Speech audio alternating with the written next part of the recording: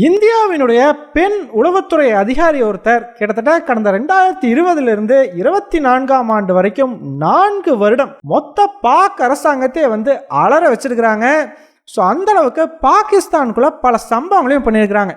So இந்த வீடியோவில் நம்ம என்ன பார்க்க போறோம் அப்படின்னா, யார் அந்த இந்திய உளவுத்துறை அதிகாரி, பாக் உளவுத்துறை கண்களில் அவங்க மண்ணை தூணது எப்படி அப்படிங்கிறத பார்க்க போறோம். கூடவே பாக்குக்குள்ள கிட்டத்தட்ட 4 வருடங்கள் அவங்க செஞ்ச பல தரமான சம்பவங்களை பற்றியும் இந்த வீடியோவில் ரொம்பவே டீட்டெயிலாக பார்த்துலாம். வீடியோவை லைக் பண்ணிக்கோங்க, சேனலை சப்ஸ்கிரைப் பண்ணிக்கோங்க. வாங்க வீடியோக்குள்ள போயிடலாம். அறிவோம் தெளிவோம் உறவுகளுக்கு அன்பான வணக்கங்கள்.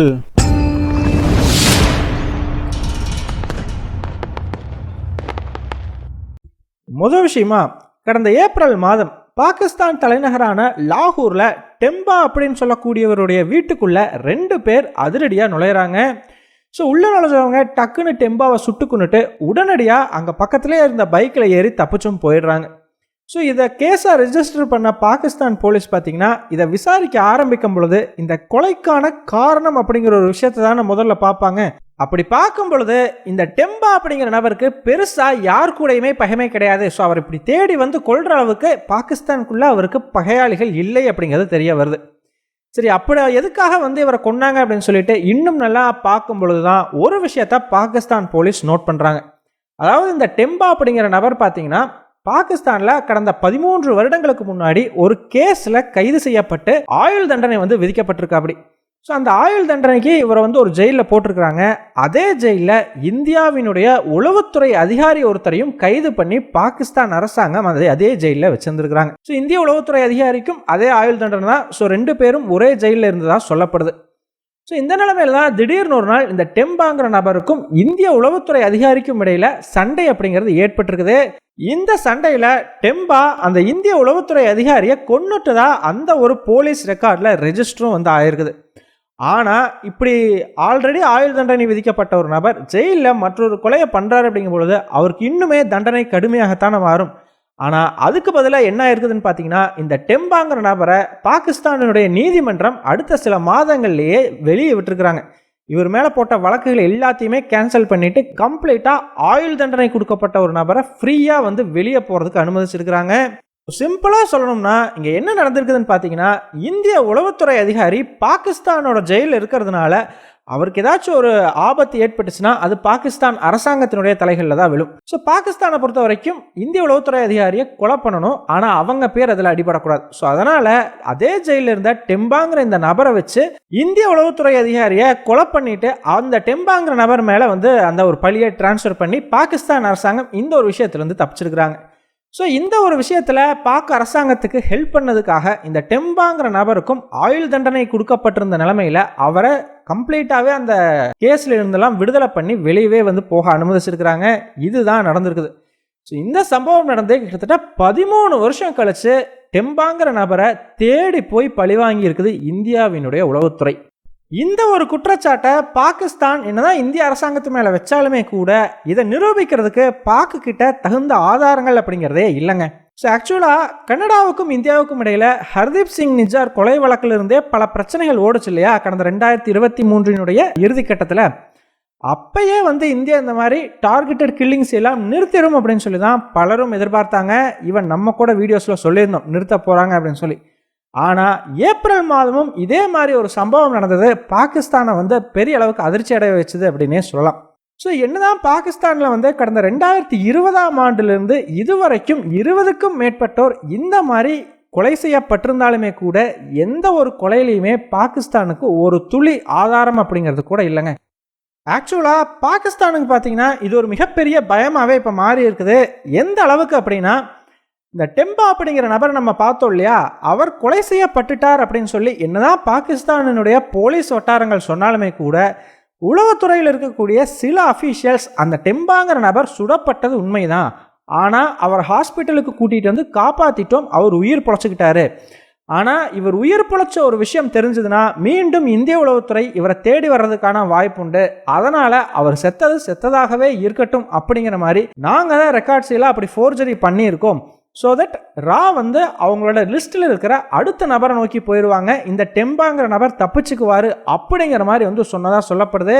ஸோ இந்த செய்தியெல்லாம் வெளியிட்டிருக்கிறது யாருன்னு பார்த்தீங்கன்னா அமெரிக்காவினுடைய புகழ்பெற்ற பத்திரிகை ஒன்று தான் வந்து வெளியிட்டிருக்குது. இதற்கும் பார்த்தீங்கன்னா எந்த ஒரு ஆதாரங்களையும் பாகிஸ்தான் சைட்லேருந்து காட்டவே இல்லை. ஸோ பாகிஸ்தான் அரசாங்கமும் பார்த்தீங்கன்னா இந்த விஷயத்தில் அவங்களுக்கு ஏதாச்சும் ஒரு ஆதாரம் கிடைச்சிடாதா அப்படின்னு சொல்லி வலை வீசி தேடும் பொழுது தான் கடந்த 2023 அக்டோபர் மாதம் ஒரு கொலை அப்படிங்கிறது இதே பாணியில் நடந்திருந்ததுங்க. அது யார் அப்படின்னு பார்த்தீங்கன்னா ஜஹூர் மிஸ்த்ரி அப்படின்னு சொல்லக்கூடிய ஒரு நபர் தான் வந்து கொலை செய்யப்பட்டிருந்தார். ஸோ இந்த நபர் எதுக்காக கொலை செய்யப்பட்டிருக்கார் அப்படின்னு பார்த்தீங்கன்னா கடந்த 1999 இந்தியாவோட ஃப்ளைட் ஒன்றை பாகிஸ்தானுக்கு ஹைஜாக் பண்ணி கொண்டு போனாங்க இல்லையா. ஸோ அந்த சம்பவத்தில் இந்த ஜஹூர் மிஸ்ட்ரிங்கிற அந்த நபரும் இன்வால்வ் ஆயிருந்ததாகவும் அந்த ஃப்ளைட்டில் இருந்த ஒரு பேசஞ்சரை இந்த ஜஹூர் மிஸ்ட்ரிங்கிற நபர் கொலை செஞ்சிருக்கார். ஸோ அந்த ஒரு விஷயத்துக்கு பழி வாங்கிறதுக்காக தான் இந்த ஒரு நபரை கடந்த 2023 அக்டோபர் மாதம் இந்திய உளவுத்துறை கொலை செஞ்சுட்டு தான் வந்து பாகிஸ்தான் அரசாங்கம் ஒரு குற்றச்சாட்டை வைக்கிறாங்க. ஆக்சுவலாக இந்த ஒரு சம்பவத்தில் பாக் அரசாங்கம் ஓப்பனாக இந்தியா மேலே குற்றச்சாட்டு வச்சதுக்கு முக்கிய காரணம் என்ன அப்படின்னு பார்த்தீங்கன்னா இந்த ஜஹூர் மிஸ்ட்ரிங்கிற நபர் கொலை செய்யப்பட்ட சில மாதங்கள்லேயே ரியாஸ் அப்படிங்கிற நபரும் பின்னாடியே வந்து கொலை செய்யப்படுறாப்படி. அந்த ரியாஸ் அப்படிங்கிற நபர் இந்தியாவுக்கு சொந்தமான காஷ்மீர் பகுதியில் பல பிரச்சனைகளையும் உருவாக்கியதற்காக கொலை செய்யப்பட்டிருக்கலாம் அப்படிங்கிறது பாக் உளவுத்துறையினுடைய ஒரு கணிப்பு. ஸோ இப்போ இந்த ரியாஸுங்கிற நபரை கொலை செஞ்சதில் பார்த்தீங்கன்னா முகமது உமைர் அப்படின்னு சொல்லக்கூடிய ஒரு நபரை பாக் உளவுத்துறை வந்து கைது பண்ணிடுறாங்க. ஆனால் அந்த நபரை கைது பண்ணி விசாரணையை ஆரம்பிக்கும் பொழுதே பார்த்தீங்கன்னா இந்த டெம்பா அப்படிங்கிற நபரும் கொலை செய்யப்படுறார். ஸோ இந்த உமைர் அப்படிங்கிற நபர் தாங்க ஒரே ஒரு சாட்சியம். இந்த மொத்தமாக கடந்த 2020 இப்போ வரைக்கும் பாக்குள்ள நடந்த எல்லா கொலைகளுக்கும் கிடைச்ச ஒரே ஆதாரம்னா இந்த உமைர் தான். இந்த உண்மையை விசாரிக்கும் பொழுது தாங்க பாக்குக்கு பல அதிர்ச்சிகரமான விஷயங்கள் தெரிய வருது. அதில் முதல் விஷயம் என்ன அப்படின்னு பார்த்தீங்கன்னா இந்த எல்லா விஷயத்தையுமே பெரிய அளவுக்கு கோஆர்டினேட் பண்ணுறது டெனாஸ் அன்சாரின்னு சொல்லக்கூடிய ஒரு பெண்மணி தான் அப்படின்னு சொல்லி. ஈவன் ஜஹூர் மிஸ்த்ரி அப்படிங்கிற நபர் கொலை செய்யப்பட்டிருந்தார் இல்லையா, அவர் கொலை செய்யப்படுறதுக்கு முன்னாடி அந்த ஜஹூர் மிஸ்ட்ரிக்கு ஒரு ஃபோன் கால் அப்படிங்கிறது வந்திருக்குது. ஸோ அந்த ஃபோன் கால் எதுக்காகனா இது ஜஹூர் மிஸ்ட்ரி தானா அப்படிங்கிறத கன்ஃபார்ம் பண்ணுறதுக்காக அந்த ஃபோன் கால் அப்படிங்கிறத பண்ணியிருக்கிறாங்க. அப்படி பண்ணும் பொழுது அந்த சைடு இருந்து பேசினது ஒரு பெண்மணி தான் அப்படின்னு சொல்லி பாக்கோட போலீஸ் ரெக்கார்ட்ஸில் வந்து இருந்திருக்குது. ஸோ அந்த பெண்மணி தான் இந்த டெனாஸ் அன்சாரி அப்படிங்கிறது பாக் உளவுத்துறைக்கு தெரிய வருது. அது மட்டும் இல்லைங்க, துபாயில் இருக்கக்கூடிய ஒரு சேஃப் ஹவுஸில் இருந்து தான் இவங்க ஆப்ரேட் பண்ணுறாங்க அப்படிங்கிற விஷயத்தையும் உமேர் வந்து சொல்லிடுறாப்படி. ஸோ சேஃப் ஹவுஸ்னால் என்னப்பா அப்படின்னு கேட்டிங்கன்னா ஆக்சுவலாக ஒரு நாட்டினுடைய உளவுத்துறை வேற ஒரு நாட்டில் போய் செயல்படும் பொழுது அந்த நாட்டோட லா என்ஃபோர்ஸ்மெண்ட் ஏஜென்சி கண்ணில் படக்கூடாது, அதே மாதிரி அந்த நாட்டில் சுற்றி இருக்கக்கூடிய மக்களுக்கு ஒரு சந்தேகத்தை ஏற்படுத்திடக்கூடாது அப்படிங்கிறதுக்காக வெளியே என்னதான் ஒரு ரெஸ்டாரண்ட் மாதிரியோ இல்லை ஒரு வீடு மாதிரியோ பார்க்கறதுக்கு தெரிஞ்சாலும் உள்ள ஒரு ரூம் அப்படிங்கிறது தனியாக வச்சுருப்பாங்க. ஸோ அந்த ஒரு இடத்துக்குள்ளே யாரையுமே அலோவ் பண்ண மாட்டாங்க. அங்கே அந்த ரூம்குள்ளே பார்த்தீங்கன்னா அந்த ஏரியாவோட மொத்த சர்வைலன்ஸ் அப்படிங்கிறதையும் பக்காவாக கேமராவெல்லாம் ஃபிக்ஸ் பண்ணி யார் வர்றாங்க யார் போகிறாங்க எல்லாத்தையுமே உட்காந்து வாட்ச் பண்ணிக்கிட்டே இருப்பாங்க.